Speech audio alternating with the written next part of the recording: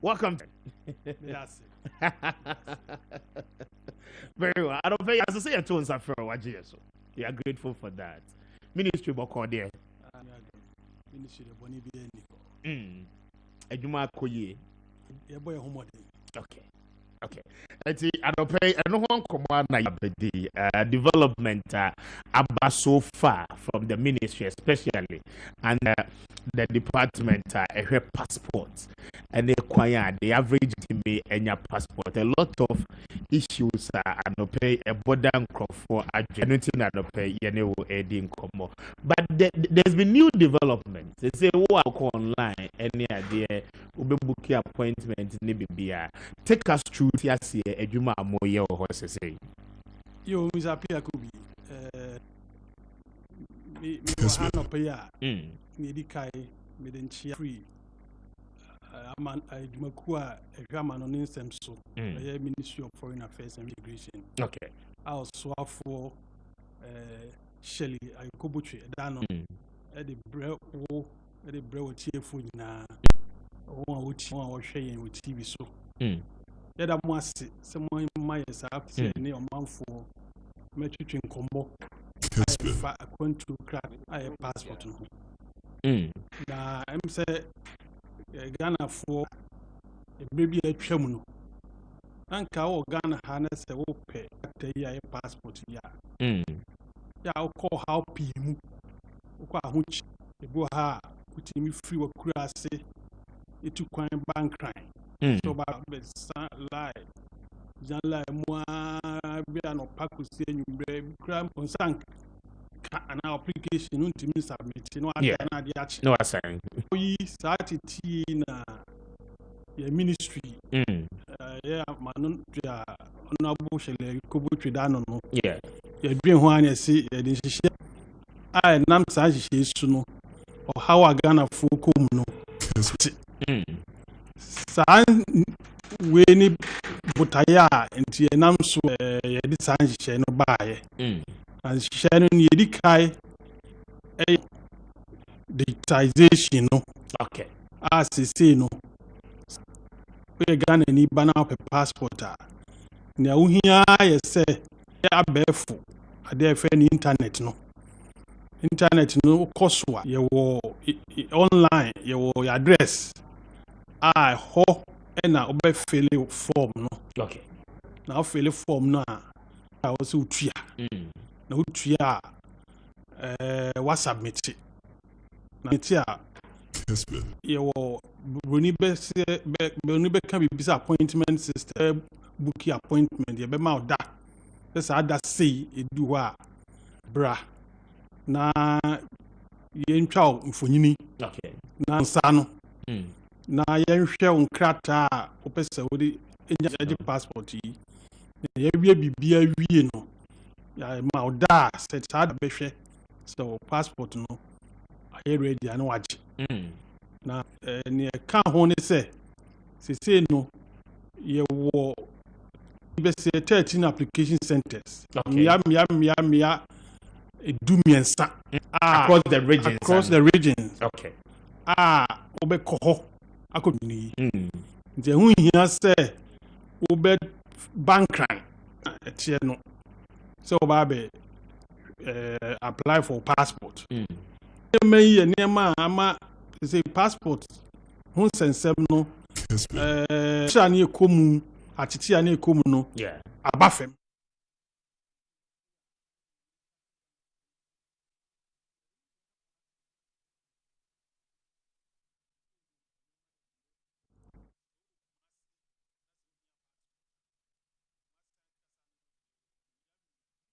itwa koho no kwa kutwa mfonyi.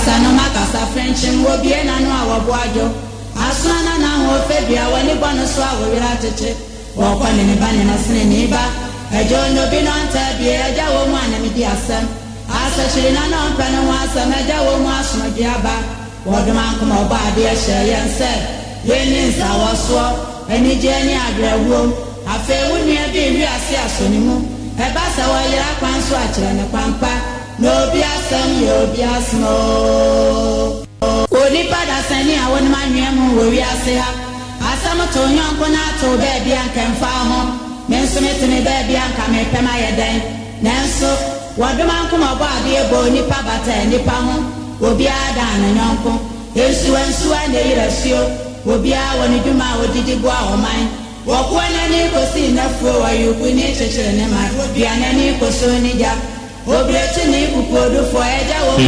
documenta ekunya pa e friend birth certificate no okay awon krata no na wode be pe e dey tie na moje director no sesei no ye mramu no eno na edi adanse se ye Ghana ni okay ye wo Ghana wawofo edi wo so da ye wo e wo so nti no di kodu a ye hwemu a etimi hu say yes asumesi dini ni maami dini ni papa dini that's ya wo no bia wo ni na wo so okay na wonya enwa wie no esa so frɛ bibi photo ID photo ID no ade a omfoni wo so okay ID card a omfoni wo so a ye hwɛ betimi hu say asumesi birth certificate ni de wo mu ni say omfoni ni so yeah nti ni me metimi de wo birth certificate aba yehu na mum so di yin fonyini krata na ka ho a yeah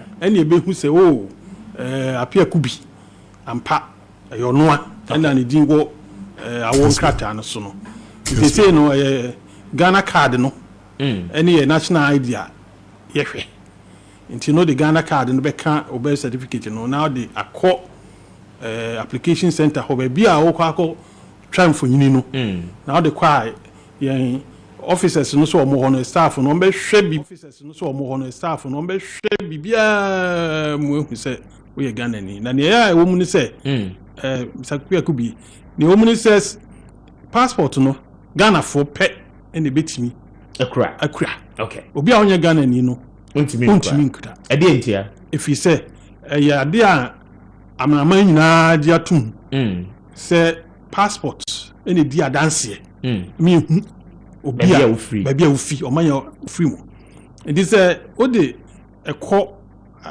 ya office ho na officers no bo unsa no twa mfoni ni wi a ansa ne ahwehwem atuebu asa hwehwem sampa asomasi a ode waba yanim se o free se mampon na o free jamasa na so ofi ha no ya mpase ofi ho ndi ya hwani nyina mu wi a broni fre bibi vetting ya beti bibia wo mu sanna o passport ya issue ndi se de woso no ya hwemu na sanya no kra na chese o passport no e beche ndi bia wo nu be yo adwen so passport no me de aba be na otwini ni busumi ni sankan pempi no na wo sa ne me obi so ho so an date of birth date e wo no osemasesa no yeah Ghana for what say nyina ti ase say date of birth ya dey a yensesa da e wo no da ba ko ne de wo but e bia na mistake aba o say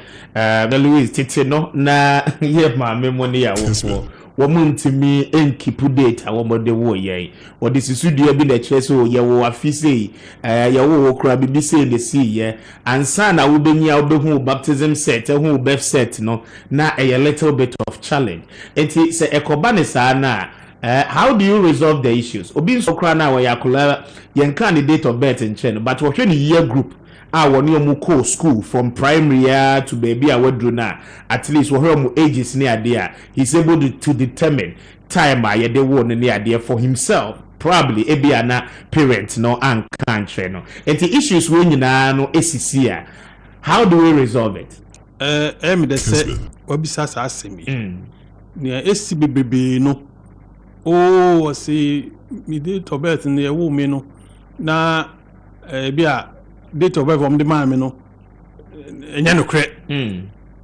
enchi na me sesa no ne wo ni say ye wo nsesaye say wo sesa bibi ene wo say wo correct bibi okay wo sesa na eno na ye ka say wontimi nsesa no say wo fa date bi say ma fa date we eno na me de akọ school ena me de ayi bibia wie wontimi nka say na date na me fa no me sesa na mo obeti aka say date na me fa no me hu say mistake wo to make correct okay this all the back passport office now catch say who correct you date ya I was say di bibi edi adanse say sa date na ye de o passport no from so bem nti na wo sesam nti no na passport office there has to be evidence of proof fa bibi bra dia na che say am date na ye de o passport no from so bem so when to me am fa sa na ma we na ma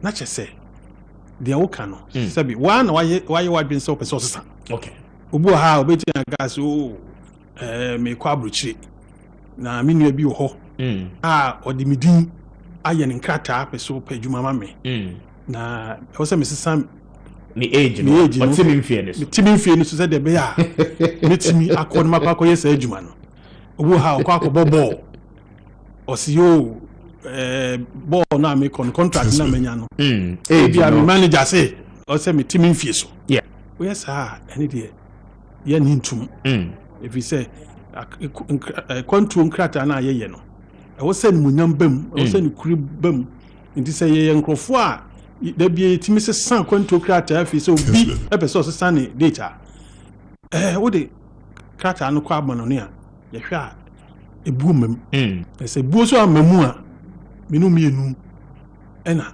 yesofa okay ntina ene no pay me catch on man for say yesremo mo a da bia mo say sesame gate yenye sa biem first na passport na issue no na nye biometric na nye abefu de ntinu utim sesa date obu okra okọ interview embassy na esi refuse no visa obaya passport on the coin no ato atwen no okoye foforo bi say o si you do the coin no ya stampum yes nti no okoye foforo no okoye no asesa ni date of birth no asesa we nyina na yehu se emwaye if you say do baby na no credit na we passport mu na e ba fem okay ena ya asesa no amaye passport foforo the passport foforo ye nyan passport a senya the mouth pet o sanu a oboye e o biometric bia e we computer no so okay it is a wo kofa information foforo din foforo the bar ya the room na ya de unsa to so a na o data na capture asumasi okay o de wa kofa din foforo wa kofa date of birth foforo no access your passport application no sabi ni atwa sensen okay ya atwa sensen a no na obey wadwen so my submit my twan nsankan na so ne fi we okay medasi afendo wa join here 26 minutes after 8 higher Kessben 92.9 93.3 wuti and afi Kessben TV so another pay we go so a Washington mini Mr. Kwame Obe wono director at the passport under the Ministry of Foreign Affairs and Regional Integration and adope ye dey nkomo about passport acquisition kwan a obefa so a we Ghana ni a wonsa ebetimi account passport wa apply for so long na ya ma won come who some messages no efrasia by a lot of people on abisa a lot of questions making kind nyina am a director so etimi ano director me emre bi because you be call abrochire for so but so we Ghana ni at what point in time and our passport I crown no or minor any aban betimi agye free on sem then again I know say mosesa duration no your passport and can nanke 5 years say about 10 years and then influence that decision no na the assessor Ghana ni bia wo kra passport no ehu say e yaban ya japade at any point in time no BBC aban betimi agye na ade bisa sa asemi say o ye Ghana ni a say the maka no ni di adanse say o ye Ghana ni di kai teach you say who to kwan okay and say ukita kwantu krata and say kwantu krata ni nya de mawa say wo ye Ghana ni na nkoye boni bi ebe ma abaya ka say boni we awaye boni ntraso a wo say wo nationality na yi na e da oso ni yi free so de a any your passport no wo dia ti baby abiko bia no ukita passport no a wo de kire e be dia dance say yeah me ampa me Ghana ni mapa enti no this will be a ya the passport na mano na ye nhwehwe mu a kire say nipa we onye Ghana ni no fa kwan bi so e be ka so Ghana ni no nya passport no ene e ba ne sa ihu a ye chiw na emra enud ebedi na e ba ne sa na sese age passport no afiru nsem sente sa de a say the passport no mawa wow document with the bikita baby a wonam bia no with the bidi dance say ampa me Ghana ni ba intino what's I didn't say master from 5 years to 10 years yen hihye ye minister odi ebaye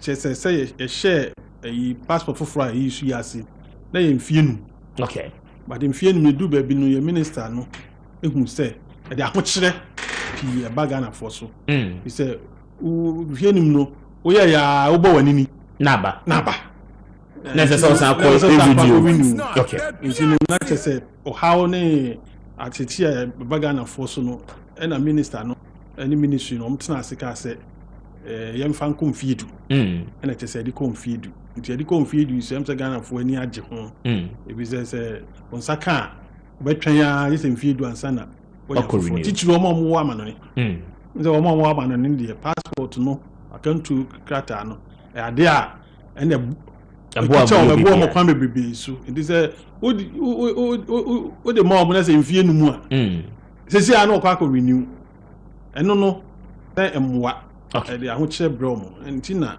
ye minister but the DNT as spy na wo ko renew even though biometric data no da so ho dada e wo mo system ne so but as I say go to all the processes as if said they afei na wo apply for as a new entrant wo acquire passport e DNT me dey so bisa sa say emu aya e wo ha ne say obi wo ha e bia oye passport ba kuna oba be renew yeah na wasesa bibi if you hono wasesa bibi e wo ne ho okay yenim say anya sa say ni pa no ye hu say obo akwa na wasesa ni din okay obo akwa na wasesa ni date of birth enuntina say wo ba be ya ye sai ma wo di bibi a wo de ma ye bia sa ma ye ni hwehwem e hu say asomasi the odi buy my year passport back on some information na sai ekita no on sesan bibia ne to so mi so obu okra na sabi na onye Ghana ni na ofa akwa bi so nya passport no okay but ewu ese so be renew nti nam sai kwan no so etimi chi nipa no de etimi chi nipa nkofo pi nti no edu ba bia enim se Ghana fo complain sa aye ade no me information bibia ama me di nti na me sa be abosi mu sa anye bibia bi me nuanu Ghana fo o yesa de ye no eboaye e ma passport office yetimi hu sense san bi aba information na de my me de ye passport dada na sa san no ya ye bi o ka na wankasa na boa okay ebi say bi a san no ye no de office wo ehun hia say ebi kranso na wani musa absolutely as I say when you wardroom paying fear so just still trap picture no for picture no reflect with image you know picture no crowd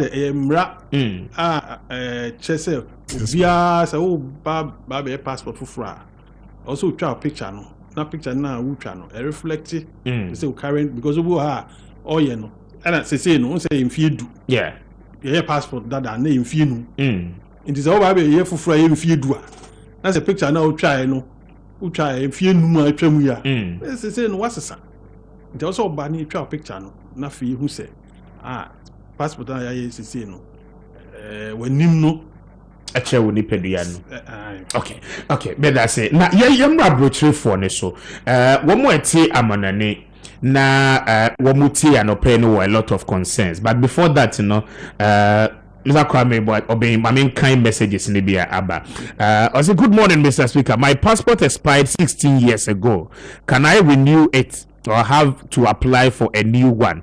Apiaje e wosunyane ano the question ye e dia ba. Say in few dunsia e twemu na passport e wuye won renew bi oba obe renew and answer I also go through the entire process. And the director be Yano Diama. Good morning, Mr. Speaker. Please ask the director that I have renewed my passport 2 months ago and I have not received it. What is the problem? I learned they have run out of materials. How true is that? What they abandoned, but one for within and for and kahon. Then, but your questions me ya no mommy 16 years ni when renew the passport. And you know, the necessary way. But the passport no the okay na say tete de no nice far. And you know, they also yen say I was say renew passport no na say or apply any man passport for. And you know, uncle said they make cheche mu no. Uncle internet no so now on fill a form no. Now book your appointment. Now yeah, obi choose application center. Okay.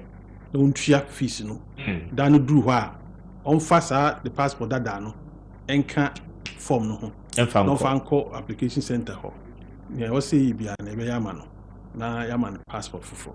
Okay. And you no penalty to bia no security bia no enim. Application fee no. Okay. And this a license when renewer obekwa kotua penalty no.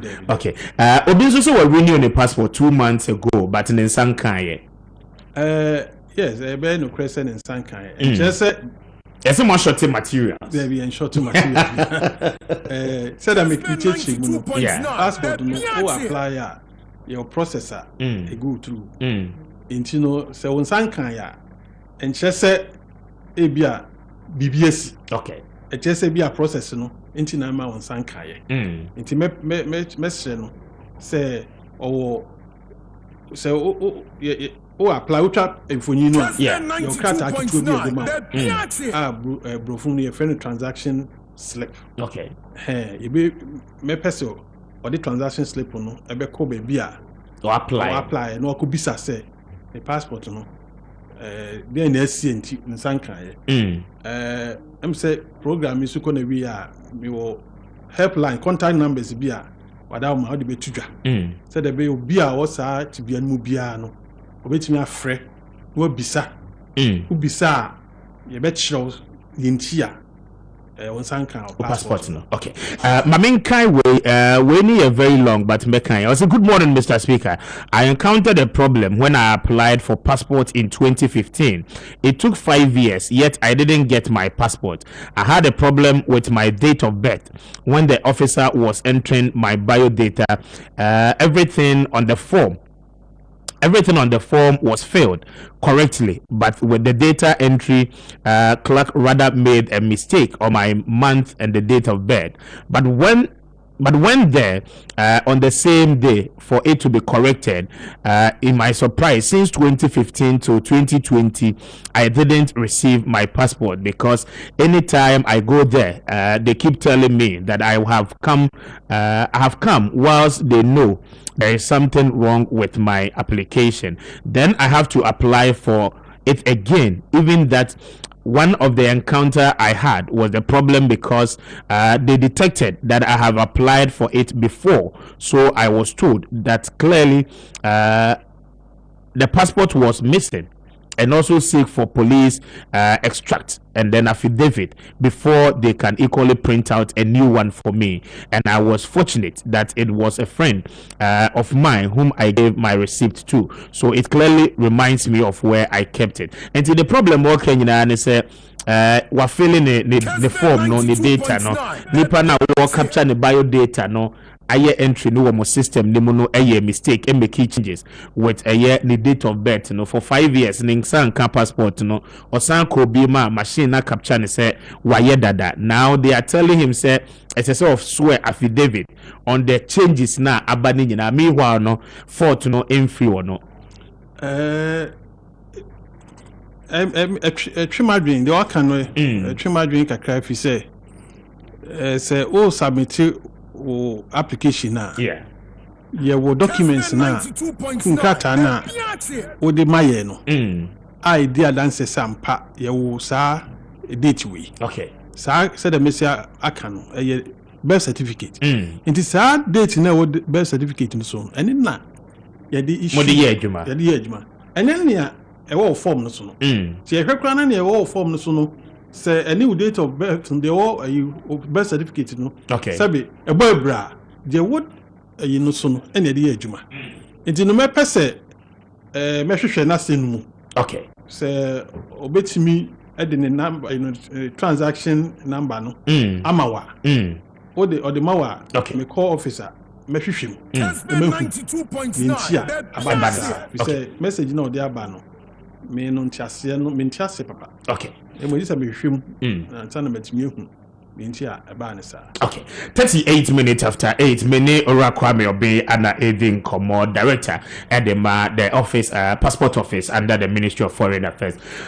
So I mean, the issue of foreign Ghanaians living abroad. A quite best on more fast renew or more passport, as I saw make application no Ghana and on beko embassies embassies ashe how much is involved. Sikabe necessary mutia required documents in the BBA no saying. Yo medase. And it say and shaya de gu akwamu sabri no. First no nanka wo ye Ghana ni na wa bruchi na pese unia okanto krata. This oba nkran. Sana oba binya. Se no Ghana missions na omo abruchi no. Dodo no issue passport. Okay. Omo unti no se open passport e wa bruchi a. Ko Ghana mission a e wo Ikoda also no. Okay. Na okwa ombeji no maye ama. Ebinum kura missions no bi kura print. Okay. Mission bi to say mission was South Africa. Obotimi print mission was US, Washington, New York, London. Obotimi print. Nti no say no Ministry of Foreign Affairs honorable Kobutri dano no. Ya yen nhyehyeye ama na ye mre ama Ghana for wa buchi musumutimi enya passport. Abrahamu tukwan ema Ghana. Nti na nchechi mo e no. Okay. And Crawford sending me messages. My main kind way Facebook so Emmanuel Akokumbu attended but say good morning Mr. Speaker. In fact your topic today is very interesting. May God bless you for the good work you are doing. These are my questions. Or say why is it that the renewal of biometric takes the same process like applying for a new one? And only the I think say director year and order that Bobe Sansu SC point B say or say the NPP administration has changed the passport application into online. As I speak to you now, the appointment date in Kumasi is in November. Can't they pin the appointment date? Because the longest date, if you wanted to do fingerprint in the early date, you need to pay your 400 cedis. They call that term rebooking. I don't know if there is a term like that, director. I'll say I did fingerprint in February 2022 at Kumasi Park. I received a message that it is printed. It is printed Sobi. So should I equally come for it? When I went there,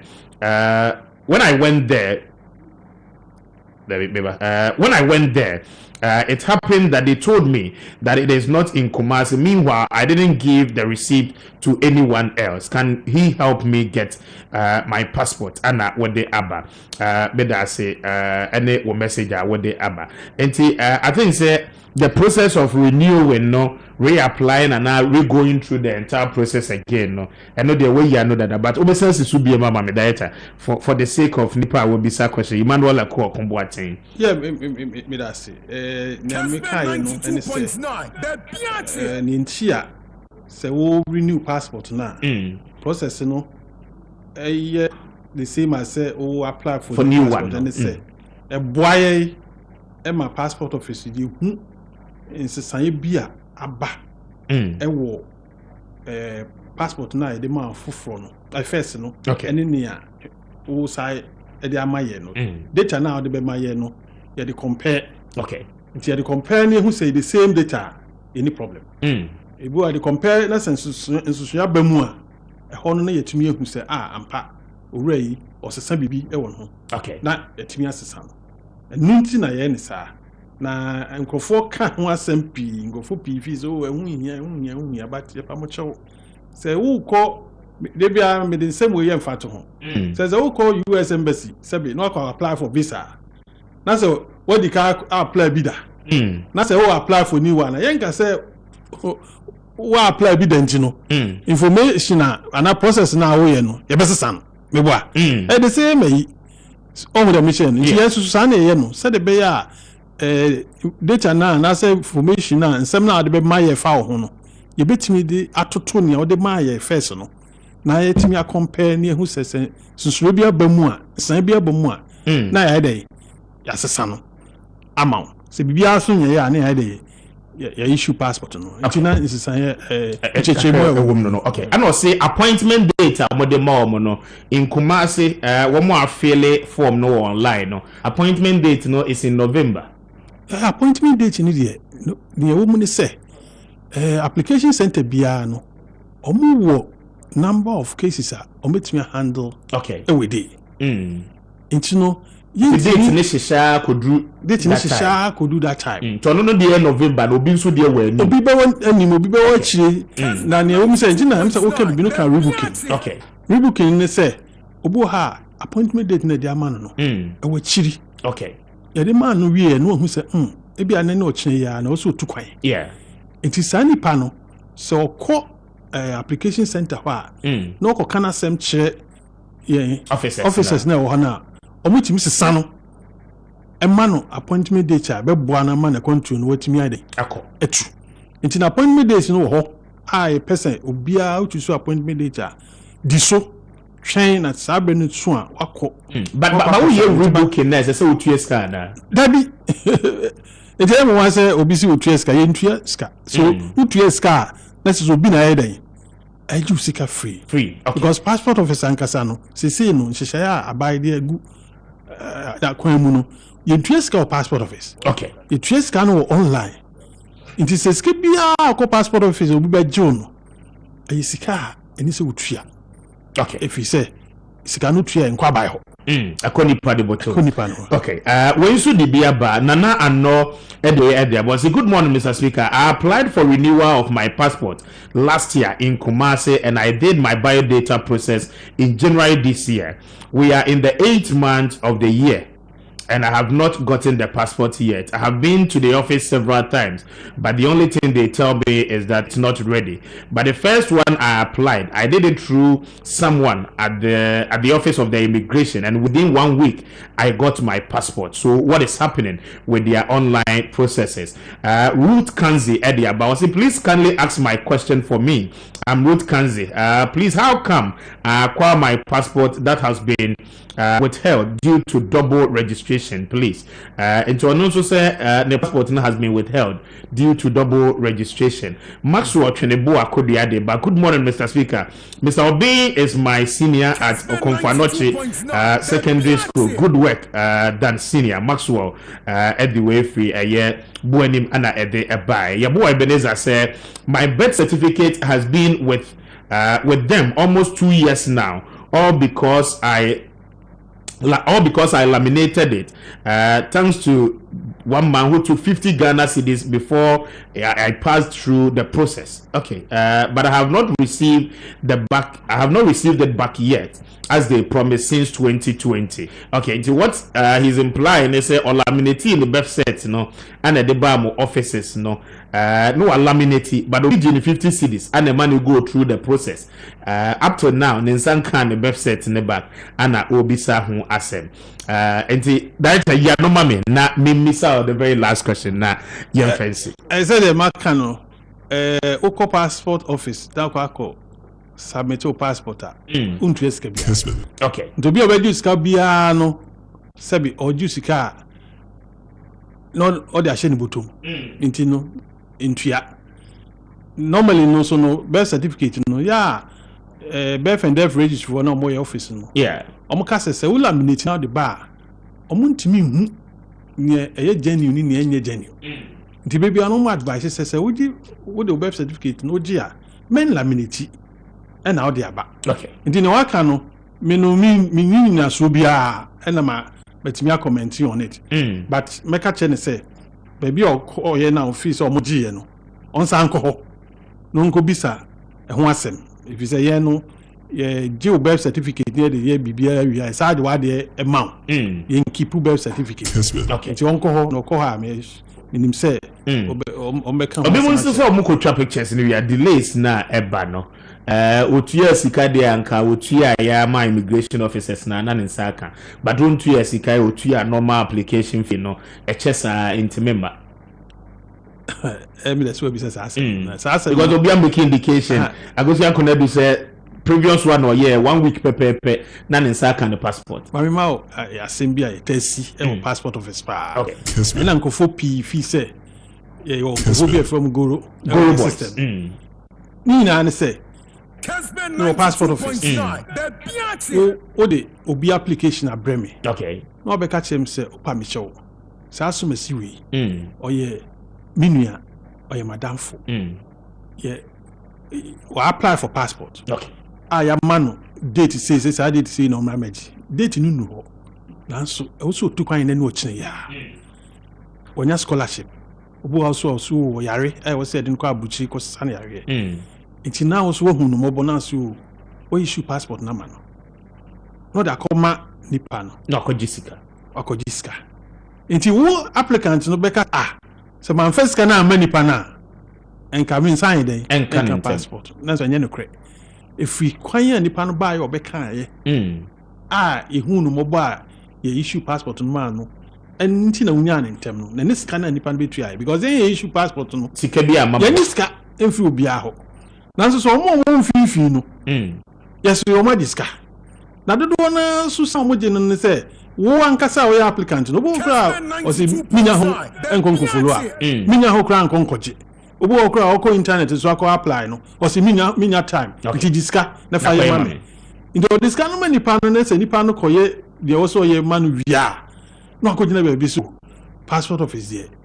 o de mawe ya o be intente mama ma wa ko de mandem ene me ka sisudua se passport office no ye ni obia ya yi na si wo se nipa we u diska mano no ye passport mawa e banya ntem wan kasa no bra passport office wasem a ya beka na wasem no e hwa asem no mu na asem na ye no kra na se wo se ye boa wo a kwan bi e be fa so e be boa mo nya passport no ye be fa so okay that Nancy mobile into a lot of controversies from the office of the vice president.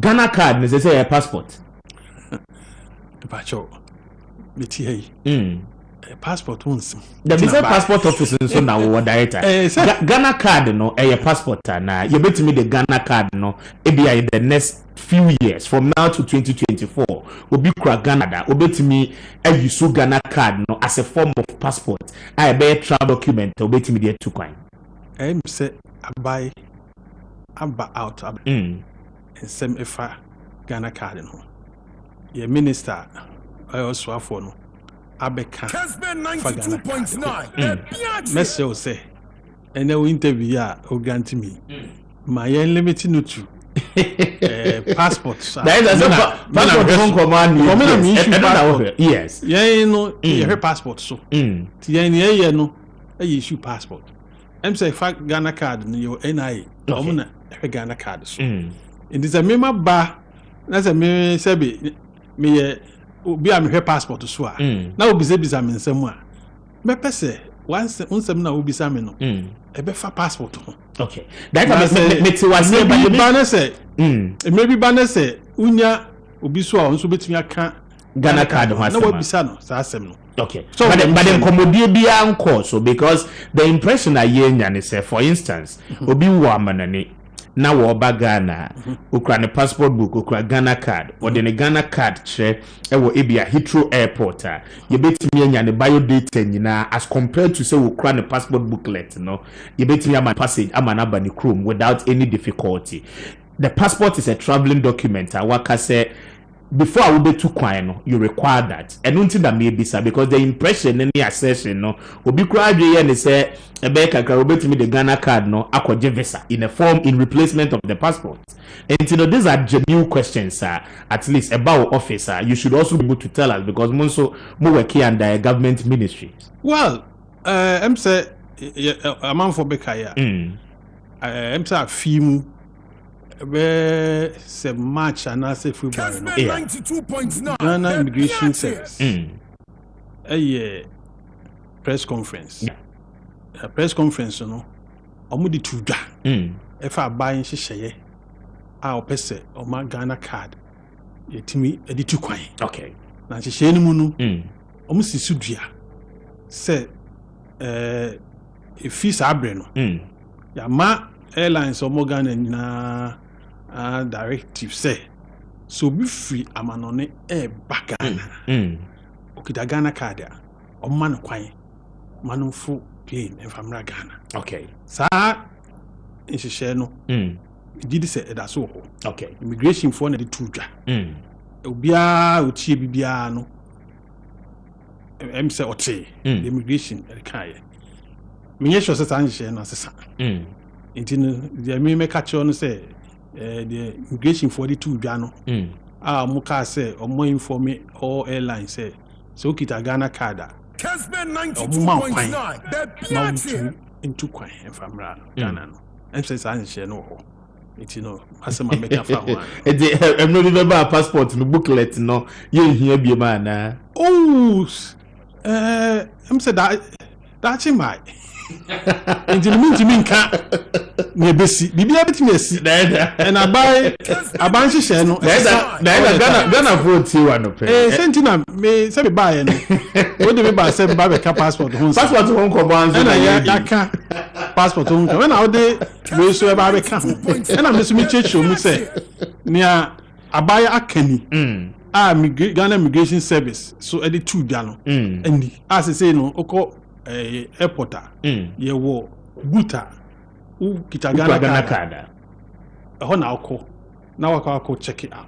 Okay. Nti say no e wo ho ye ho adwuma enu na metimi aka but don't say that na to that there let's say boni be say speculative speculation so there minimum to me nka ho asem but there are no plans more link mo passport mo bibia mo ye passport biodata ni bibia no to Ghana card any there director of passport mo nisa plans no on mo table any there are plans. Okay. So no there ye ni NI4 ahye nkutahudi ase okay ye di hu komo na me sure say bedu baby no so we need Ghana card bia ye ma ho en acquire for passport but enye nu ho edu ho a ye de hu hihye no betudwa magana ni bia hu ni American say the aban hihye tie no nta aban pese Ghana ni bia me because controversies about the requirement no and also a problem because more accepted birth certificate the requirement for procuring Ghana card and so you're different until at that particular point the merger any confusion said there be a Ghana ni na dream be any fine in terms of requirement mumu here birth certificate now court rule said birth certificate no kwano entimi ensure obi identity as a Ghanaian that is by the Supreme Court until all these things how are we going to ensure say you be iron out if those plans are on the table with the NIA until na make a choice say no passport office no so ba ukita birth certificate 92.9 national ID say no Ghana card until the design name mienu and the did dance say asumesi or Ghana ni okay until no say no I mean ye no eno no so the Michelle yeah a baby bedu a said the woka no ye design name mienu nyina bebom I say we need Ghana card unya passport okay but em say enye nu ho enti message say obema ye kwan say dru hwa you be say the home say bia wo say digu la kwan mu ai be ma Ghana fo ate ase ma bibia ye mrama won no ye de be ye okay Okay. We are sending message say me push you na na year no say or Istanbul no about Ghana when here passport.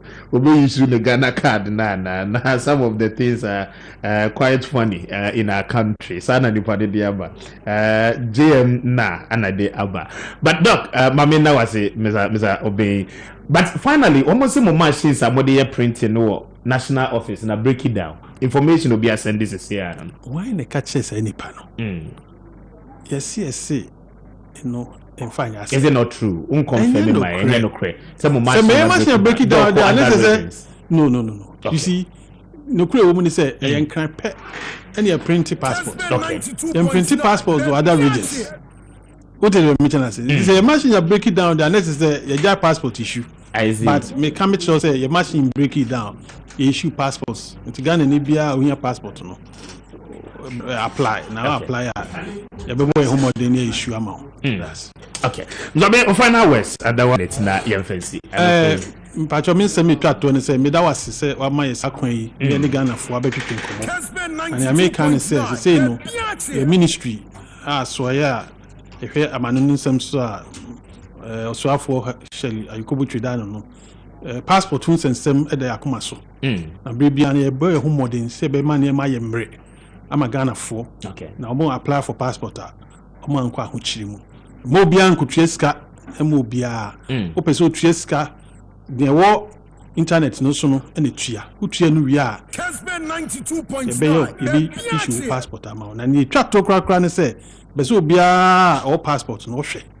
So hwe o date no na say date no aka bosumi nsia na passport no expire pacho tutu anamo ne renew passport no visa ultimate fan to kwa pese wo be call airport and also 6 months na passport na expire no to apply. Okay. the issue na pay passport for pese wo be call airport 92.9. and also wo be call embassy so call visa you be call passport there say aka 6 months intino yema visa na say ma un to kwa ba ne sa na the pressure na e ba also emwa also. Okay. Me that's From helplines in Etuja, obi person of framework. pacho se obi pese ofre yen na obi sa passport hun sensem a ye lines a e wo huni Okay.